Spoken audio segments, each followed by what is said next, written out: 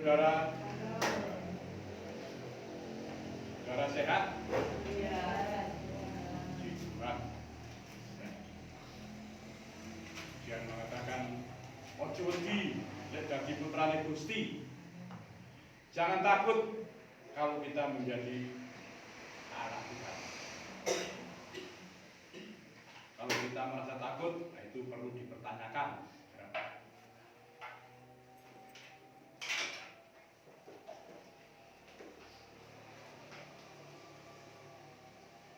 Kita bersyukur pada malam hari ini, ya, kalau kita masih diberi kesehatan, kita masih diberi kesempatan, ya, untuk datang beribadah, untuk datang memuji Tuhan. Itulah satu hal yang luar biasa bagi kita, ya. Kalau kita mendengar di sana sini banyak orang bergelimpangan sakit, ya, tapi kita bersyukur kepada Tuhan, ya. Kita masih diberi kesehatan yang luar biasa. Amin. Puji Tuhan. Kita akan membaca, ya, di dalam Injil Matius yang biasa kita baca, yaitu Injil Matius pasal 6 ayat yang ke-10. Mari kita bangkit berdiri bersama-sama. Kita baca ayat ini.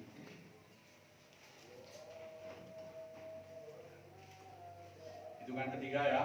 1, 2, 3. Datanglah kerajaanmu, jadilah kehendakmu di bumi seperti di surga. Silakan duduk. Datanglah kerajaanmu, jadilah kehendakmu di bumi seperti di surga. Ya.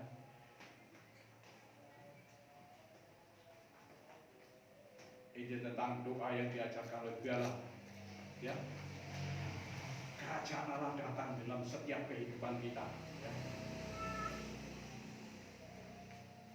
Kita akan belajar, ya. Ya, kita akan belajar tentang bagaimana, ya. Yang pertama, kita akan belajar tentang kehendak Bapa. Apa yang dikehendaki Bapa dalam setiap kehidupan orang-orang percaya kepada Tuhan Yesus, ya. Jadilah kehendakmu, ya. Ini perlu satu perenungan, ya, dan kerelaan untuk menerima segala konsekuensinya, yaitu bahwa Allah yang kita sembah adalah pribadi yang memiliki kehendak. Adalah pribadi yang memiliki kehendak. Tanpa sadar jika kita berurusan dengan Tuhan, seringkali kita berusaha Tuhan menuruti kehendak kita. Seringkali Tuhan kita jadikan, yaitu apa, ya, sebagai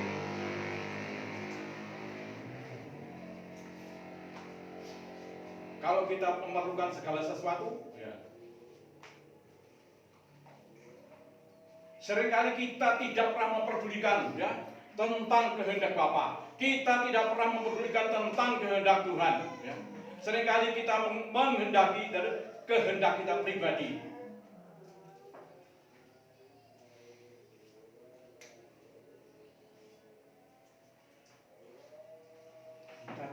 Kita tidak memperdulikan kehendak Bapa, ya. Atau mungkin, ya, ini biasanya, ya, biasanya. Tapi mungkin saya di sini nggak ada, ya. Kalau di sini nggak, kalau di sana-sana kuat, ya. Kita datang kepada Tuhan dengan catatan sederet apa yang kita perlukan, ya. Apa yang kita butuhkan, apa yang kita mau, apa yang kita perlukan. Tulis semua sederet panjang. Tetapi kalau kita mau melakukan kehendak Bapa, seringkali dianggap Tuhan itu terlalu jauh, ya. Ya. Makanya seringkali kita merasa cuek pada Tuhan. Kita ogah-ogahan pada Tuhan. Mari kita belajar mengutamakan kehendak Tuhan, melakukan kehendak Tuhan. Karena Tuhan yang kita sembah adalah pribadi ya, yang mempunyai kehendak, ya, pribadi yang mempunyai perasaan, ya.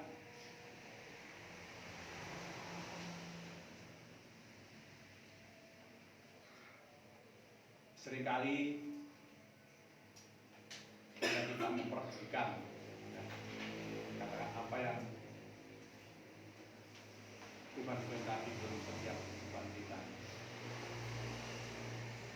Kita menganggap, ya,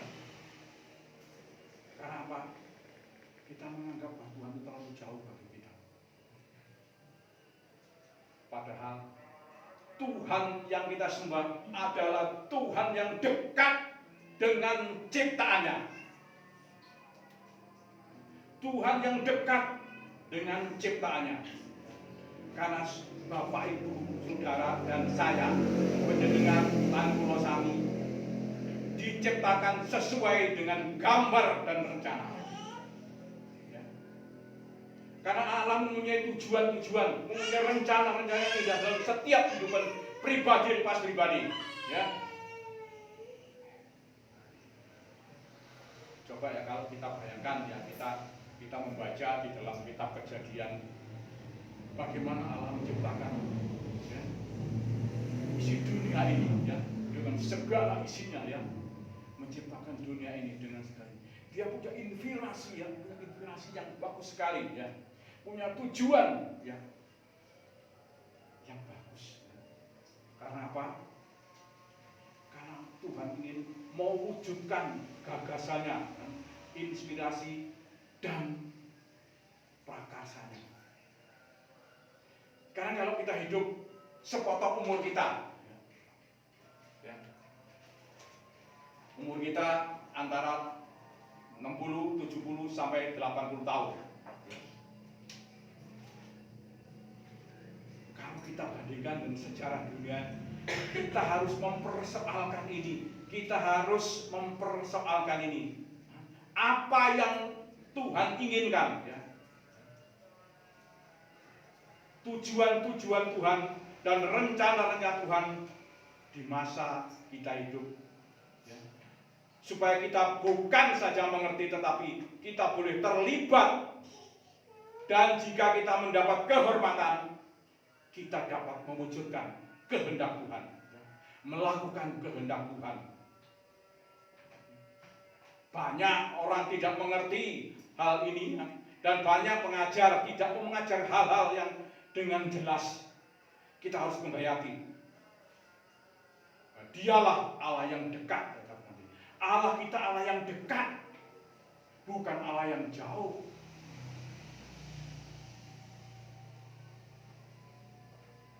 Allah yang dekat, ya.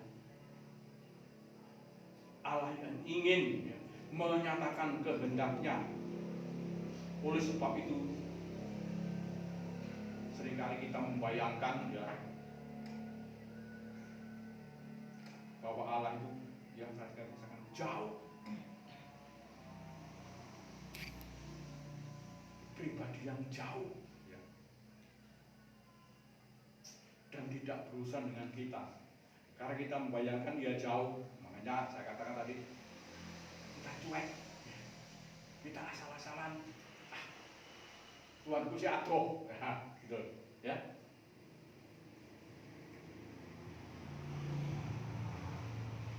Kita nggak ada masalah. Coba kalau kita ada masalah, waduh, nah, kalau kita ada masalah, datang kepada Tuhan, ya, sampai direwangi nangis-nangis.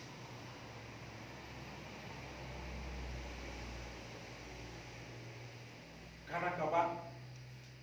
Karena ingin pertolongan Tuhan itu nyata dalam hidup kita. Mari Bapak Ibu Saudara, ya, kita membangun kesadaran bahwa Allah yang kita sembah, Allah yang dekat. Mulai saat ini, mari kita pompa jiwa kita, ya. Mari kita pompa jiwa kita, ya, untuk menyadari, sehingga kita dapat menuturkan kepada orang lain bagaimana kita menghayati kehadiran Allah di dalam hidup kita secara nyata, secara real, ya, bukan hanya menceritakan tentang kisah-kisah di dalam Alkitab, ya. Bukan hanya berusaha menghayati tindakan, ya, perbuatan karya-karya besar Tuhan yang tertulis di dalam Alkitab, tetapi kita juga harus menuturkan apa yang kita hayati di dalam hubungan kita dengan Dia, ya, dengan karya-karyanya dalam hidup kita. Karena pribadi itu merupakan warisan yang tiada taranya, ya. Sebetulnya Allah itu menciptakan manusia itu getun. Kok zaman sekarang Gusti Allah kuwi getun, ya, menciptakan manusia. Karena apa? Pada waktu itu, ya, manusia penuh dengan kejahatan, penuh dengan segala macam, ya. Kalau kita membaca dalam kitab Kejadian, manusia sudah jauh meninggalkan Tuhan, ya. Mereka hanya membuat berpesta pora, ya. Mereka hanya mengawinkan, ya, sehingga Allah menjadi menyesal.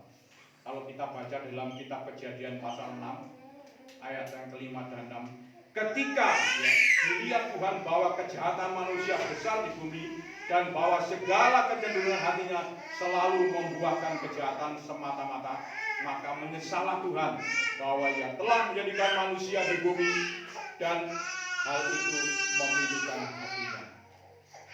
Bapak Ibu Saudara, ya, saya katakan, Tuhan menciptakan manusia itu sebenarnya ada rencana-rencana indah, ya, di dalam manusia itu sendiri. Tetapi manusia berbuat sekehendak sendiri, ya, saling membunuh, ya. Mereka berpesta pora, ya. Mereka kawin dan mengawinkan sehingga, ya, kejahatan dengan penuh kejahatan yang dilakukan oleh manusia pada waktu itu, sehingga Allah menyesal, ya. Itu memilukan hatinya, ya. Sikap kita terhadap Tuhan akan membangkitkan perasaannya. Ketaatan kita terhadap Tuhan akan membangkitkan perkenannya. Sebaliknya, ketidaktaatan kita merupakan pemberontakan, ya. Kalau kita tidak taat, itulah satu pemberontakan pada Tuhan, ya. Kalau kita melakukan kehendak Tuhan, ya, membangkitkan perasaannya, ya. Ketaatan kita terhadap Tuhan itu membangkitkan perkenan. Kalau kita, ya,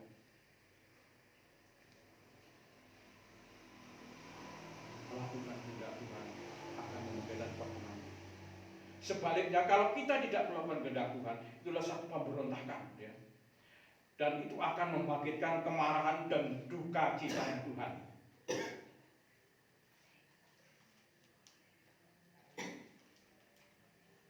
Karena apa, Bapak Ibu Saudara? Karena panjenengan lan kula, ya, ini satu saat kita akan menghadapi, yaitu penghakiman. Kita akan menghadapi penghakiman. Kita dihakimi bukan oleh iman, tapi kita dihakimi oleh perbuatan kita. Kita dihakimi bukan oleh iman, tapi dihakimi oleh perbuatan kita. Kalau kita membaca dalam 1 Petrus pasal 1 ayat 17, 1 Petrus 1 ayat 17, dan jika kamu menyebutnya Bapa, yaitu Dia yang tanpa memandang muka menghakimi semua orang menurut perbuatannya, maka hendaklah kamu hidup di dalam ketakutan selama kamu menumpang di dunia ini. Setelah kita menjadi anak Tuhan, kita harus belajar mengerti kebenaran ini. Kita berhadapan dengan Tuhan yang mempunyai pribadi, yang berkepribadian, ya, dan kehendak dan keinginan dan tujuan-tujuan Tuhan. Seringkali, ya, Seringkali kita ini ya, mempunyai kehendak sendiri ya. Keinginan kita sendiri, maunya harus dituruti. Kalau kita berdoa saat ini, Tuhan aku perlu ini, ya jelek ya, datang. Itu maunya kita ya. Karena apa? Manusia yang seperti ini, Alkitab mengatakan bahwa sesat seperti domba yang memilih jalannya sendiri, keluar dari jalur ya. Ya. Alkitab mengatakan manusia seperti ini manusia sesat seperti domba yang memilih jalannya sendiri, keluar dari jalur ya. Keluar ya dari perhimpunan, keluar dari persekutuan dengan Tuhan, keluar melakukan kehendak sendiri, bukan melakukan kehendak Tuhan ya. Tapi kita setelah menjadi anak Tuhan, kita harus mulai hidup di dalam kebenaran ya. Dulu Bapak Ibu Saudara ya, kita adalah domba yang terhilang. Sekarang domba yang ditemukan. Itu jangan dipahami sebagai sudah ya, sudah dipahami, sudah menjadi orang Kristen, sudah menjadi anggota gereja, sudah mengambil bagian dalam kegiatan pelayanan, menjadi domba yang ditemukan. Artinya menjadi domba yang mendengar dan mengenali suara gembala. Kalau kita dulu ya tidak mengenal gembala yang baik, kita dikendalikan oleh gembala yang jahat. Kita dikendalikan oleh gembala yang jahat ya. Tapi kita bersyukur kepada Tuhan ya. Biarlah pada malam hari ini, pada petang hari ini, kita menjadi domba yang mengenali ya, suara gembala. Dan kita mau berjalan di belakang sang gembala. Bapak Ibu Saudara ya, kalau di Timur Tengah atau khususnya di Israel ya, sana itu memang orang-orang banyak memelihara domba. Domba ini tidak seperti binatang-binatang yang lain ya. Domba ini ya selalu mendengar suara gembalanya ya. Dan domba ini tidak pernah berjalan di depan gembala ya. Domba ini selalu berjalan di belakang gembalanya ya. Kemanapun gembala itu berjalan, diikuti. Itulah domba.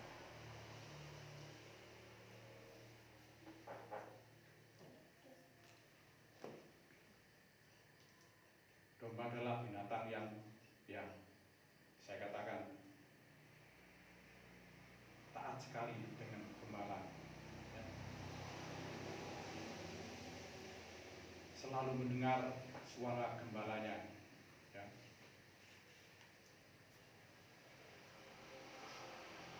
Dan kita adalah domba-domba yang mendengar suara gembala, yaitu gembala yang baik, Tuhan Yesus Kristus ya.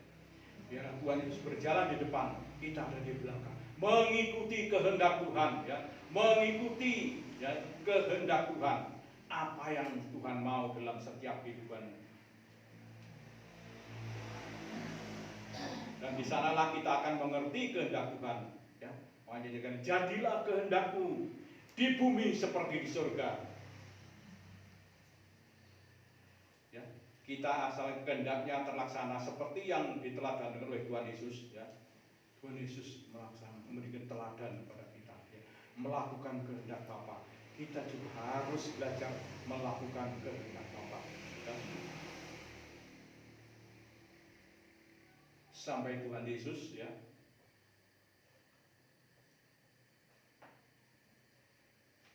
sampai di Taman Getsemani ya. Itulah ya, menjelang penderitaannya di atas kayu salib ya. Makanya Tuhan Yesus dalam Markus 14 ayat 36 ya, Markus 14 ayat 36 katanya, ya Aba, ya Bapa, tidak ada yang mustahil bagimu. Ambillah cawan ini daripadaku, tetapi jangan apa yang aku kehendaki, melainkan apa yang engkau kehendaki. Inilah mengapa Tuhan Yesus ditinggikan, Tuhan Yesus mati dipanggilkan, karena dia melakukan kehendak Bapa. Itulah satu contoh teladan bagi kita. Kita mau melakukan kehendak Bapa, ya. Kita mau melakukan segala apa yang diperintahkan Tuhan kepada kita. Yang kedua, di bumi seperti di surga, ya. Mengapa Tuhan Yesus mengajar untuk kita berdoa, jadilah kehendakmu di bumi seperti di surga?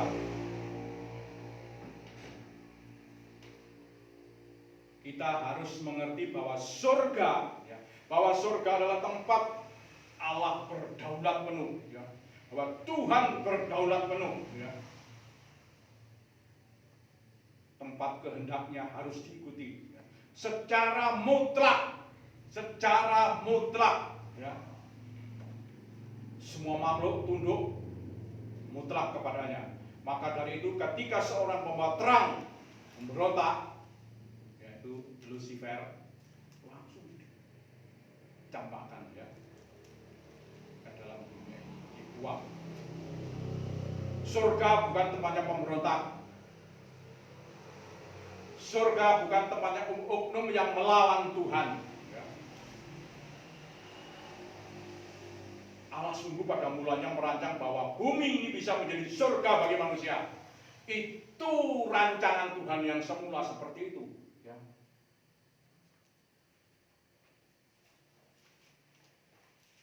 Allah sejujurnya pada mulanya merancang, ya, merancang bumi ini menjadi surga bagi manusia. Manusia ditaruh di bumi ini untuk menaklukkan bumi. Itu yang diingin oleh Tuhan. Itu adalah misi dari Bapa di surga untuk menempatkan Adam dan Hawa di bumi. Allah Bapa mau membuktikan bahwa Allah, ya, menciptakan manusia untuk, ya,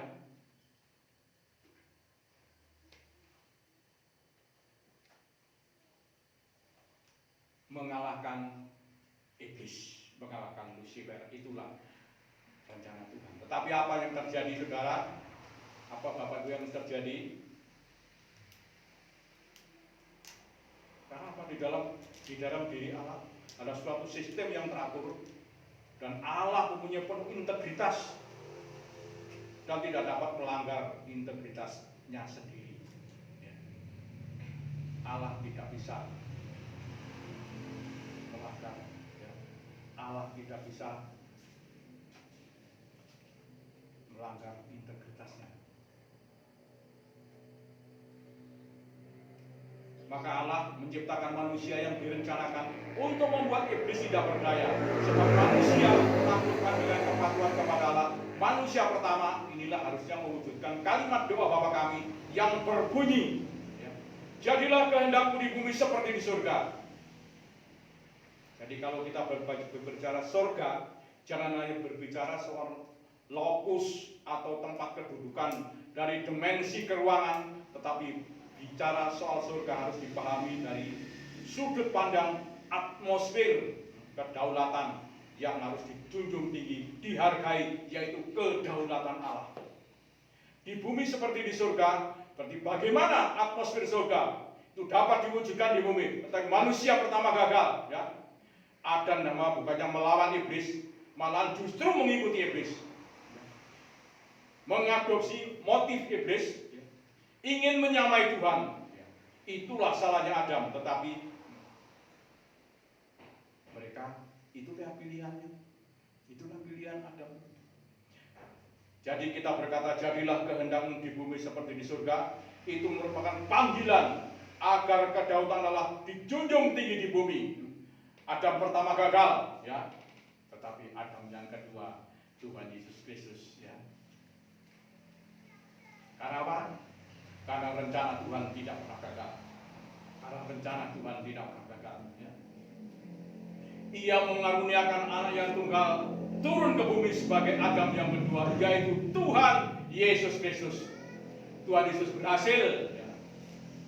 Maka kita yang mengikutinya menjadi saudara baginya, ya. Supaya ia menjadi yang sulung di antara banyak saudara, ya. Ini adalah kehormatan di sepotong hidup atau di sepotong umur hidup kita, sebab kita mewujudkan surga di dalam hidup kita, ya. Maka Tuhan Yesus mengatakan kerajaan surga sudah ada di antara kamu, ya. Kalau kita baca dalam Lukas 11 ayat 20, ya.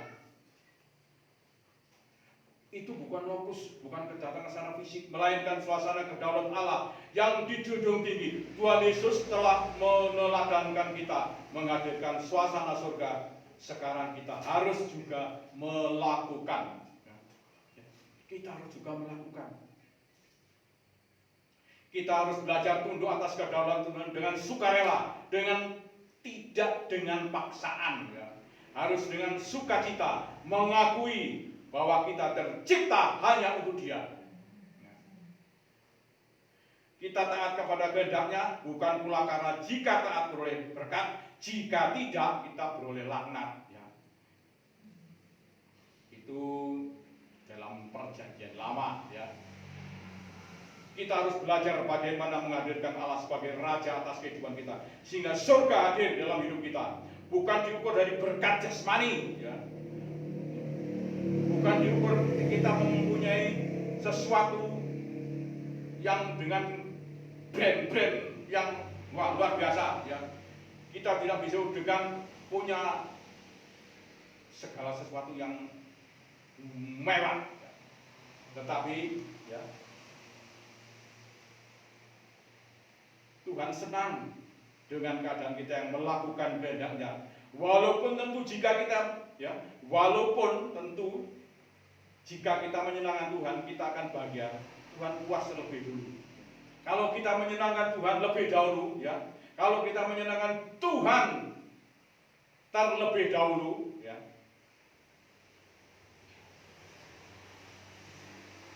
Tuhan pasti senang. Kita pasti akan bahagia, ya. Baru kita puas, jangan dibalik, ya. Kalau kita puas dulu baru Tuhan, orang oleh, ya, puji Tuhan.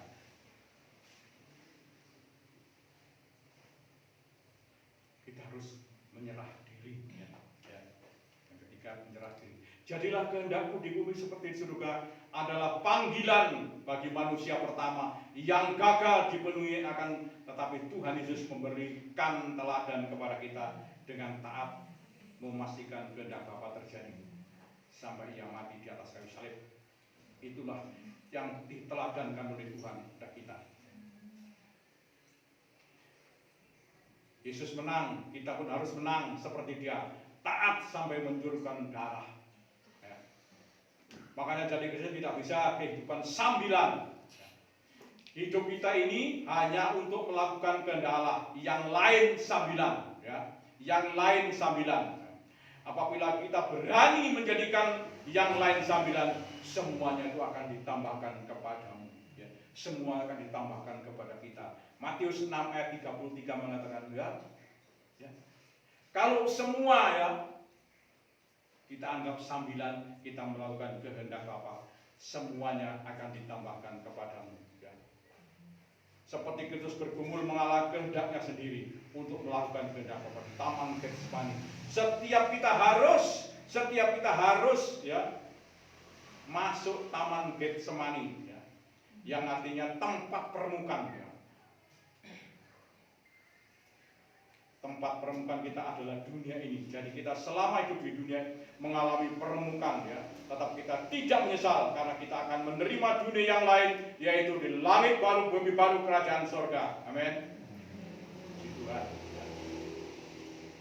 Karena kita akan menerima dunia lain, jadi tahun-tahun hidup kita ini adalah masa di mana kita dilayakkan untuk masuk surga. Memang susah Bapak Ibu, ya, kalau kita mau belajar mengalahkan, ya, mengalahkan diri sendiri ya, proses meninggalkan diri sendiri ya, proses meninggalkan keegoisan kita. Manusia kebanyakan memang egois ya. Proses meninggalkan diri sendiri adalah proses yang menyakitkan, proses artinya penyerahan diri, menyerah kepada kedaulatan Allah. Apabila sebuah negara, contohnya sebuah negara takluk kepada negara yang lain, pasti pemimpin atau rajanya itu pasti tunduk kepada yang menaklukkannya, sehingga setiap saat dia harus memberikan upeti kepada raja yang menaklukkan ini.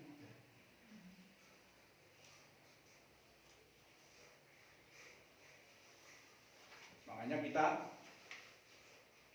belajar ya banyak orang mengatakan aku berserah kepadamu Tuhan. Berserah yang kepiye? Berserah yang bagaimana? Aku berserah. Setelah mengalami segala macam akhirnya mandek di tengah jalan. Tapi kalau kita berserah kepada Tuhan, kalau kita berserah kepada Tuhan, kalau kita pasrah kepada Tuhan, ya.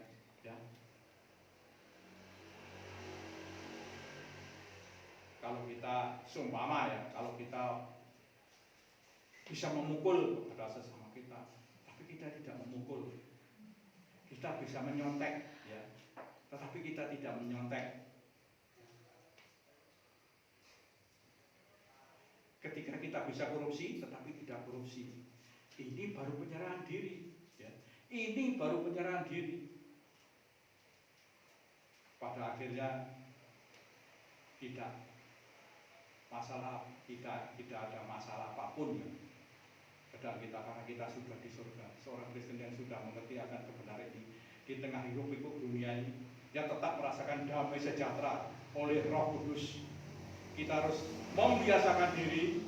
Untuk itu kita harus merelakan dikuasai oleh Tuhan sepenuhnya. Kalau hidup kita dikuasai oleh Tuhan sepenuhnya, oh puji Tuhan saudara, kita akan melihat dunia ini ya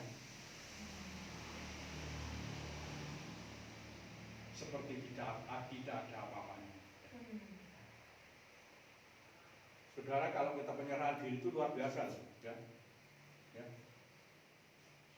Saudara bisa membaca dari kisah Ayub. Kisah Ayub yang luar biasa.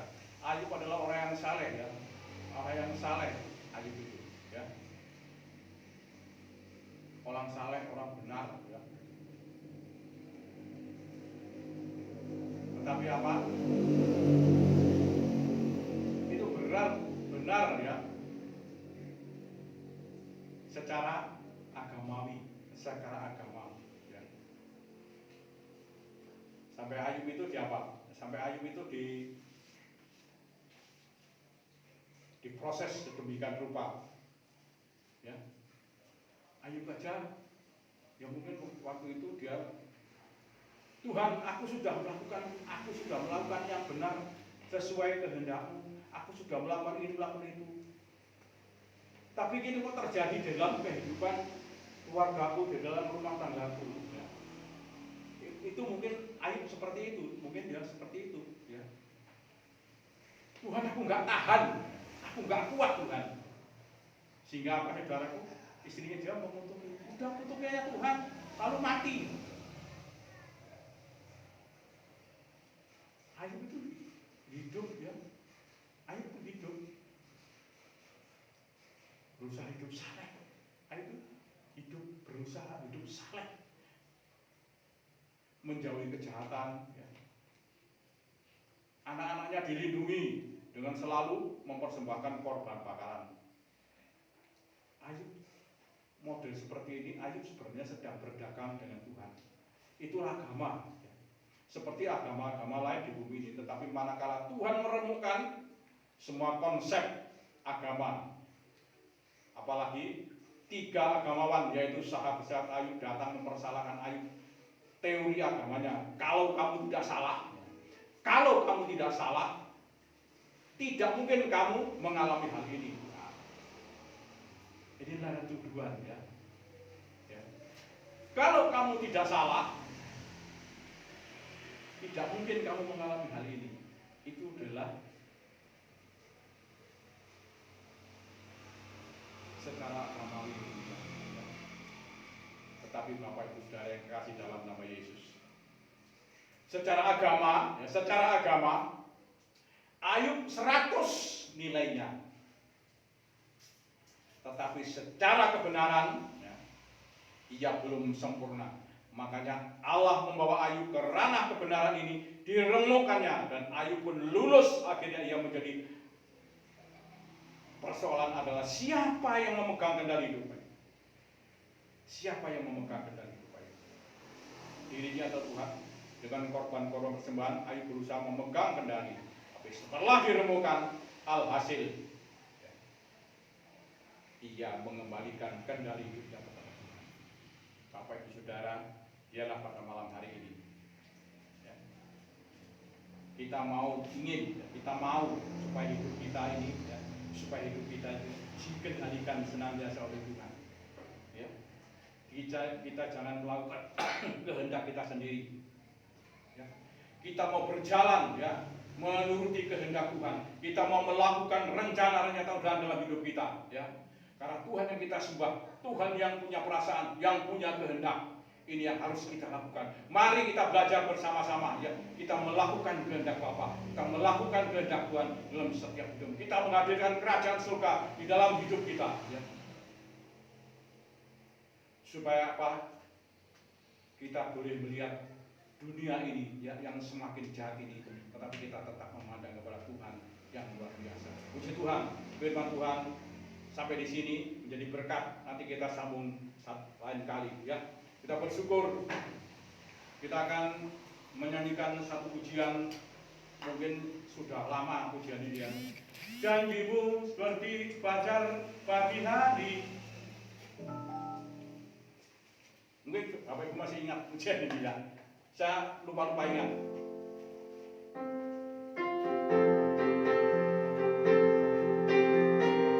Terima kasih Tuhan Yesus. Kami percaya Tuhan bahwa janji Tuhan luar biasa bagi kami. Bapa yang baik, Tuhan Yesus, kami bersyukur kepada Tuhan hari ini.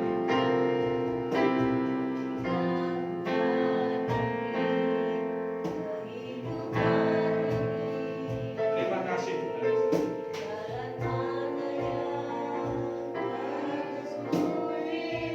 Haleluya, haleluya.